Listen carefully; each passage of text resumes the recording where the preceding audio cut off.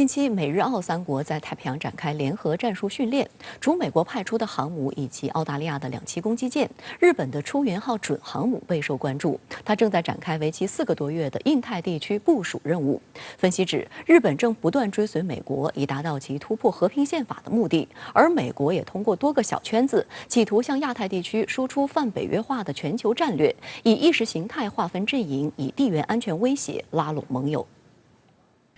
日本海上自卫队周六发布消息称，此次与美国、澳大利亚的联合训练时间为6月19号至24号。美国派出核动力航母里根号，澳大利亚则派出两栖攻击舰堪培拉号参加演习，而日本方面则是同时派出了护卫舰出云号以及高波号参加，都是该国最精锐的水面舰艇。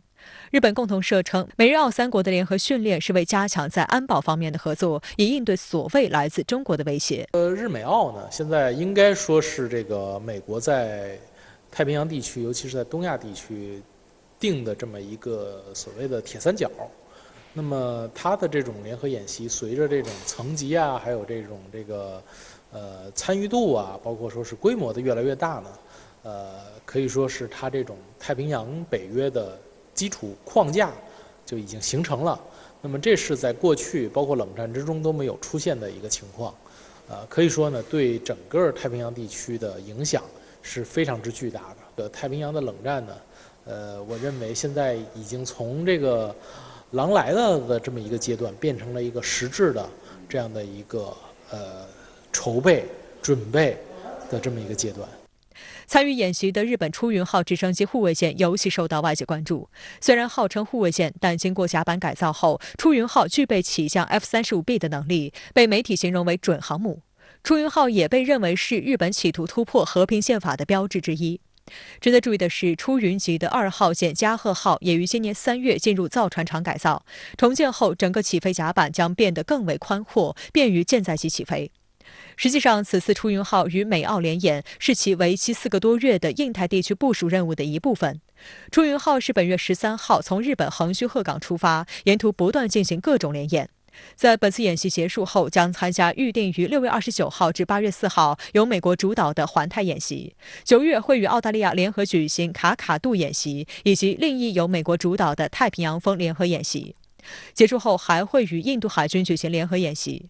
日本海上自卫队从2017年开始，每年都在印太地区进行部署，但今年是规模最大、持续时间最长的一次，共动员980名官兵，时间长达138天。相关话题来连线特约评论员刘和平。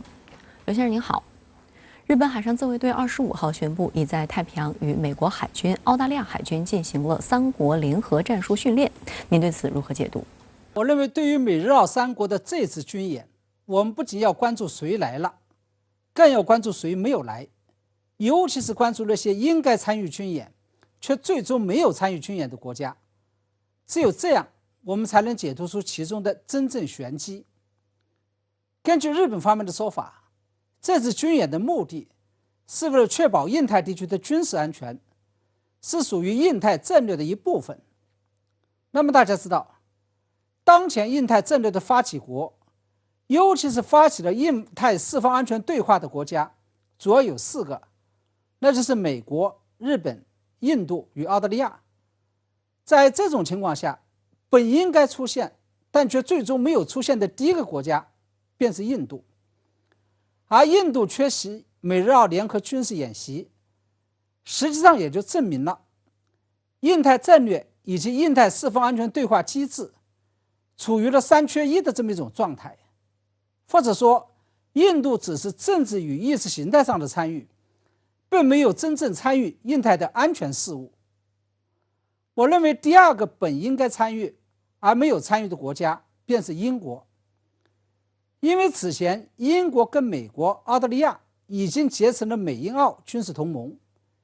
并且结盟的目的就是为了维护所谓的印太地区安全。然而这次最终举行演习的却是美日澳，而不是美英澳。这个也就意味着，由于边长莫及等原因，未来在印太地区对中国真正构成军事威胁的，其实是美日澳，而不是已经结成同盟的美英澳。英国对印太地区的介入，主要是政治姿态上的，而不是实质性的。除此之外，还有一个值得我们高度关注的看点就是，这次美日澳举行军事演习的时候，出动的都是他们海军的当家武器，也就是美国出动的是核动力航母里根号，日本出动的是护卫舰出云号，而澳大利亚派出的这是2栖攻击舰堪培拉号。这个也就意味着美日澳正在为未来有可能要发生的印太事件真刀真枪的做着准备。